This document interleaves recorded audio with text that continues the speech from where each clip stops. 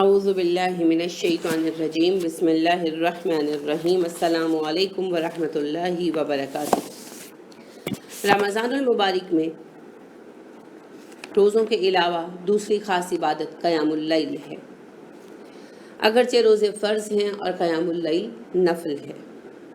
حضرت ابو ہریرہ رضی اللہ عنہ سے مروی ہے کہ رسول اکرم صلی اللہ علیہ وسلم ہمیں عزیمت کے ساتھ حکم نہیں دیا کرتے تھے، لیکن قیام رمضان کی ترغیب بہت دلایا کرتے تھے، اور آپ فرمایا کرتے تھے کہ جس نے حالت ایمان میں اجر و ثواب کی غرض سے قیام رمضان میں شرکت کی، اس کے گزشتہ گناہ معاف کر دیے جائیں گے۔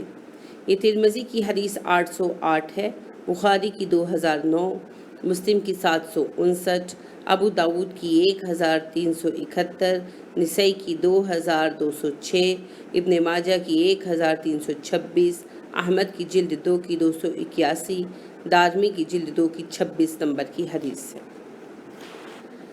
تو اس میں پھر یہ باتیں سمجھ آتی ہیں کہ پہلی بات قیام اللیل رمضان میں بھی فرض نہیں ہے، تو لہٰذا ایک طبقہ تو وہ ہے جو اس کی اہمیت کو نظر انداز کر کے بالکل ہی جاگنے کی کوشش نہیں کرتا، اور دوسری طرف وہ متشدد طبقہ ہے ہمارے افراد کا جو کہتے ہیں کہ قیام اللیل نہ کیا جائے تو روزہ جائز نہیں ہوتا۔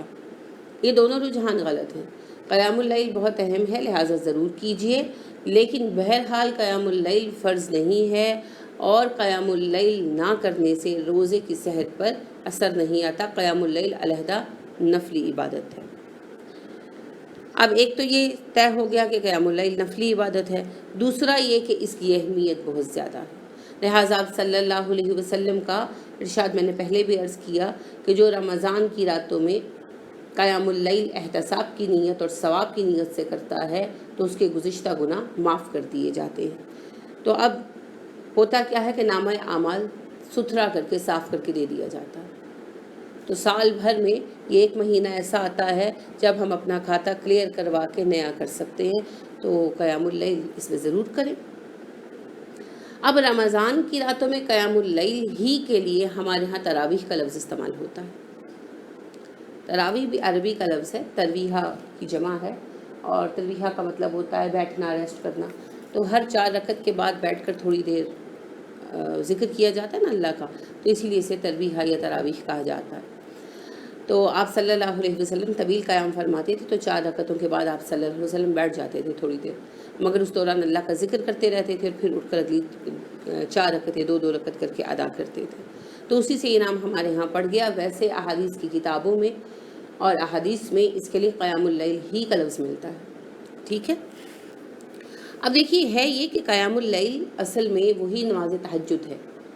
یہ جو سمجھنے کا پوائنٹ ہے وہ یہ ہے کہ یہ وہی نماز تہجد ہے جو آپ صلی اللہ علیہ وآلہ وسلم سارا سال ادا فرماتے تھے، اور مسلمانوں کے لیے نفل عبادت ہے سال کے لیے، کہ آپ عشاء کے بعد سو جائیں، پچھلی پہر اٹھیں اور نماز تہجد ادا کریں۔ یہ قیام اللیل ہے۔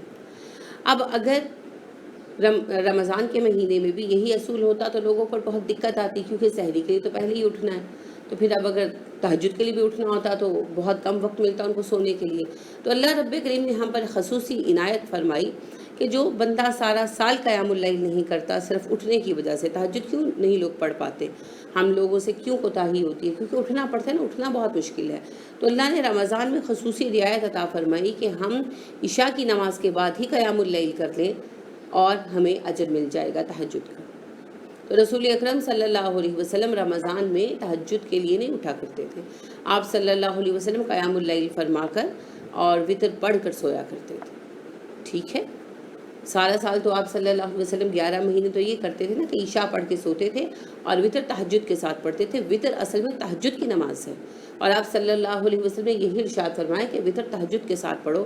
البتہ جو تہجد میں نہ اٹھے اسے چاہیے کہ عشاء کے ساتھ پڑھ لے، اسی لیے ہم نے اسے عشاء کے ساتھ ہی ٹانک لیا مستقل طور پر۔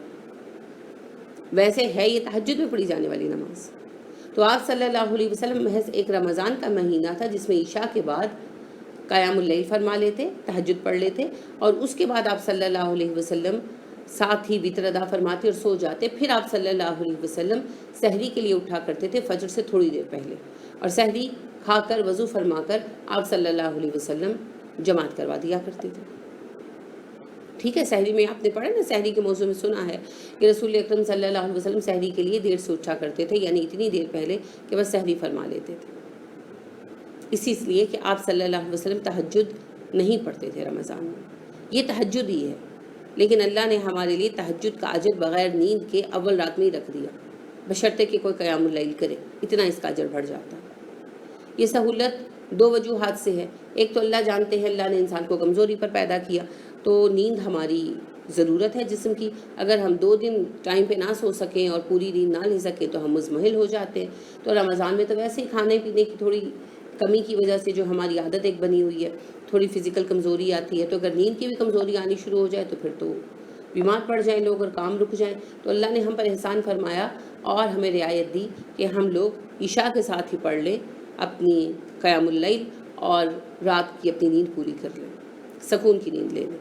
دوسرا، اللہ رب کریم نے یہ اہتمام فرمایا کہ ہم جیسے عام افراد جو کہ نہیں پڑھتے تہجد اور سوئے رہتے ہیں تو وہ بھی قیام اللیل کا لطف لے لیں. کیونکہ اگر پچھلی رات میں ہوتی نا تو لوگوں کی اکثریت نہ پڑتی، لیکن چونکہ تراویح اول رات میں ہی ہے تو اسی وجہ سے پھر لوگوں کی بڑی تعداد پڑھ لیتی. تو یہ دونوں وجوہات ہیں، انسان کی کمزوری بھی اور اللہ رب کریم کی خواہش اور ہمارے لیے آسانی. تو اللہ رب کریم آسانی چاہتے ہیں نا، تو اللہ رب کریم نے آسانی ہمارے لیے فراہم کی تاکہ ہماری ایک بڑی تعداد جو ہے وہ قیام اللیل میں شریک ہو سکے. ٹھیک ہے یہ وہی نماز تہجد.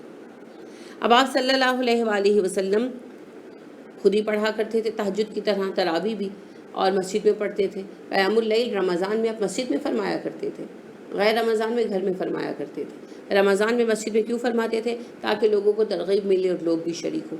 تو لوگ بھی کیا کرتے تھے. تو یہ آپ صلی اللہ علیہ وسلم کے ساتھ ایک مرتبہ لوگ شریک ہوئے نماز تراویح میں جماعت کے طور پر، اور آپ صلی اللہ علیہ وسلم نے 3 دن نماز تراویح پڑھائی اور چوتھے دن نہیں پڑھائی. تو لوگوں نے جب آپ صلی اللہ علیہ وسلم کا انتظار کر کر کے گھر چلے گئے تو صبح آپ صلی اللہ علیہ وسلم نے کہا کہ میں نے تم لوگوں کے آنے کو سے واقف تھا، لیکن میں نے نماز اس لیے نہیں پڑھائی کہ کہیں اس کی جماعت تم پر فرض نہ ہو جائے. آئیے یہ حدیث دیکھتے ہیں. یہ اماں عائشہ صدیقہ رضی اللہ تعالیٰ عنہ کی روایت ہے.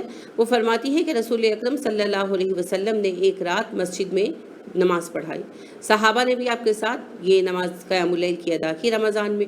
دوسری رات آپ صلی اللہ علیہ وسلم نے نماز پڑھائی تو نمازیوں کی تعداد بہت بڑھ گئی. یعنی ایک رات آپ نماز پڑھ رہے تھے تو لوگ شریک ہو گئے، آپ نے منع نہیں کیا. تو دوسری رات پھر اور زیادہ لوگ شریک ہو گئے کیونکہ نبی کریم صلی اللہ علیہ وسلم کے پڑھانے کا پتہ چلا. تیسری رات تو تعداد ایک بڑے اجتماع کی صورت اختیار کر گئی. تو نبی کریم صلی اللہ علیہ وسلم اس رات نماز پڑھانے کے لیے تشریف نہ لائے. ایک دوسری روایت میں تیسری کے بجائے چوتھی رات آتی ہے کہ 3 رات پڑھائی اور چوتھی رات نہیں پڑھائی. تو بڑے اجتماع کی صورت میں آپ صلی اللہ علیہ وسلم تشریف نہیں لائے، اور صبح کو آپ صلی اللہ علیہ وسلم نے فرمایا، یعنی فجر کے بعد فرمایا، جتنی بڑی تعداد میں تم لوگ جمع ہو گئے تھے میں نے اسے دیکھا، لیکن میرے باہر نہ آنے کے لیے یہ خدشہ رکاوٹ بنا رہا کہ کہیں یہ نماز تم پر فرض نہ کر دی جائے اور پھر تم اس کی ادائیگی سے عاجز آ جاؤ. چنانچہ نبی کریم صلی اللہ علیہ وسلم کی وفات ہوئی تو یہی کیفیت تھی. یہ بخاری کی حدیث نمبر 1129 اور 2012 ہے، اور مسلم کی حدیث نمبر 761 ہے. اور بھی دیگر جتنی بھی مشہور کتابیں ہیں، اگر آپ ان کی قیام اللیل فی رمضان کا باب کھولیں گے تو اس میں آپ کو یہ روایت مل جائے گی، الفاظ کے تھوڑے سے اختلاف کے ساتھ. تو آپ صلی اللہ علیہ وسلم کی وفات تک کیا کیفیت رہی؟ آپ صلی اللہ علیہ وسلم نے زندگی میں چند مرتبہ اس کی جو ہے وہ جماعت کرائی، اور 3 یا 4 مرتبہ، اور پھر آپ صلی اللہ علیہ وسلم نے جماعت نہیں کرائی اور لوگ انفرادی ہی پڑھتے رہے. لیکن آپ صلی اللہ علیہ وسلم کا ایک دفعہ بھی پڑھا دینا اس بات کا ثبوت تھا کہ بہرحال نماز تراویح با جماعت ہو سکتی ہے.